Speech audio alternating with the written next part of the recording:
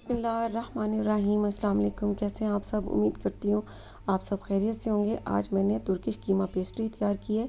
ये मैंने यूट्यूब पर ही देखी थी और फिर घर वालों के लिए तैयार की। बहुत डिलीशियस लगी, तो आज मैं ये आप सब के लिए वीडियो तैयार कर रही हूँ। तो आप सब ने इसे ज़रूर ट्राई करना है। सबसे पहले डो तैयार कर लेनी है और डो के लिए मैंने 3 कप भरकर मैदा ले लिया। आप चाहें तो जो घर में आटा यूज़ करते हैं वो भी ले सकते हैं, ठीक है। 3 कप डालने के बाद अब इन्हें छान लेना है। छानने के बाद इसमें शुगर डाल देनी है 1 table spoon, baking powder half tea spoon, east डाल देनी है 1 टेबल स्पून, नमक डाल देना है हाफ टी स्पून। और अब इन सारी चीज़ों को अच्छी तरह से मैदे में मिक्स कर लेना है। मिक्स करने के बाद नीम गर्म पानी ले लेना है और थोड़ा थोड़ा करके डालना है और डो तैयार कर लेनी है। एकदम से पानी नहीं डालना, क्योंकि डो को ना तो सख्त तैयार करना है और ना ही बहुत नरम तैयार करना है, ठीक है। मीडियम होनी चाहिए डो। डो तैयार करने के बाद इसे हल्के हाथों से 5 मिनट के लिए गूंद लेना है।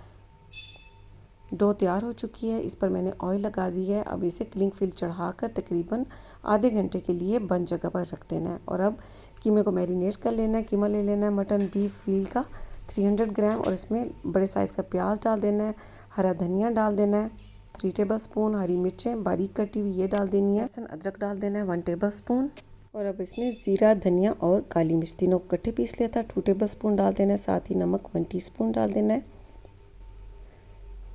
कुटी लाल मिर्च 1 टेबल स्पून। और अब इन सारी चीज़ों को अच्छी तरह से मिक्स कर लेना है।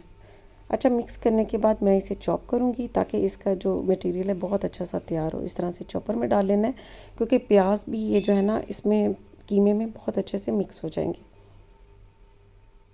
ये देखिए फाइन सा तैयार हो गया है। अब इसे रख देना है इसमें और ये बाकी का भी इसी तरह से चॉप कर लेना है। अब सारा कीमा मैंने चॉप कर लिया है। मसाले भी अच्छी तरह से मिक्स हो चुके हैं। इसमें अब लाल मिर्च का पाउडर डाल देना है 1 टीस्पून और इसे हाथों से ही इसमें मिक्स कर लेना है, क्योंकि जब इसके कोफ्ते गोल गोल से तैयार करेंगे तो बहुत ज़बरदस्त से ये तैयार होंगे, ठीक है। अब इसे रख देना है आधे घंटे के लिए। डो को रखे हुए भी आधा घंटा हो चुका है और राइस भी हो चुकी है। अब इसके पेड़े तैयार कर लेने हैं। इसमें से मैंने हवा को निकाल दिया था डो में को, और अब इसे काट लेना है जितने पेड़े तैयार करने हैं। ये इस तरह से कटिंग कर लेनी है। साइज़ आप अपनी मर्ज़ी का भी रख सकते हैं। आप छोटे साइज़ में तैयार करना चाहते हैं पेस्ट्री या बड़े साइज़ में तैयार करना चाहते हैं।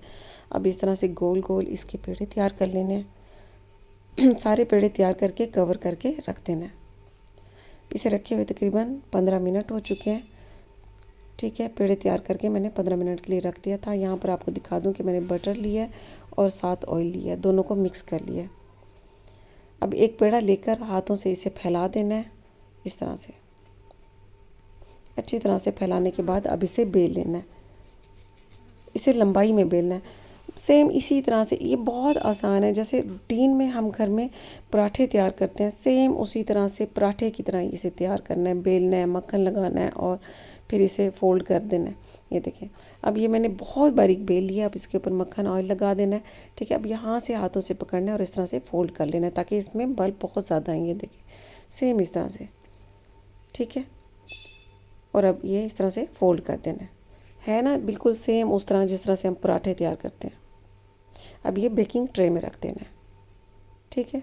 अब ये सारे तैयार हो चुके हैं। अब क्या करना है, ये कीमा जो मैरिनेट करके रखा था वो बिल्कुल कोफ्ते की तरह हाथ में इस तरह से तैयार कर लेना है। इस तरह से गोल गोल तैयार करने के बाद अब ये जो तैयार करके रखी है डो पेस्ट्री की, इसके सेंटर में रख के और हाथ से प्रेस कर देना है ताकि डो भी थोड़ी सी फैल जाएगी और ये कीमा भी इसके अंदर एडजस्ट हो जाएगा, ठीक है। सारे इसी तरह से गोल गोल कोफ्ते तैयार करके और इस डो के अंदर रखते जाना है। बहुत मज़े का लगेगा, यकीन करें जब आप भी ये तैयार करेंगे। वैसे तुर्किश रेसिपीज़ जितनी भी होती हैं मैंने देखा है बहुत मज़े की तैयार होती हैं, उनकी डिशेस बहुत ही टेस्टी होती हैं। कम से कम मेरे घर में ये डिशेस बहुत ज़्यादा तैयार होती हैं, बहुत पसंद की जाती हैं। बच्चे भी बड़े शौक़ से खाते हैं। आप भी देखिएगा जब आप तैयार करेंगी तो बहुत मज़ा आएगा आपको।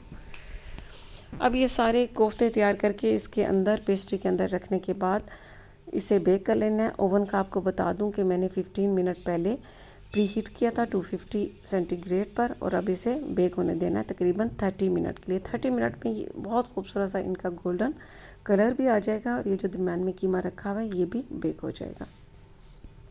अगर 10-1 मिनट और दे सकते हैं तो दे सकते हैं, कोई मसला नहीं है, क्योंकि ओवन पर भी होता है। ये देखें अब ये 30 मिनट गुजर चुके हैं, बहुत अच्छे से बेक हो चुके हैं। अब इन्हें निकाल लेना है।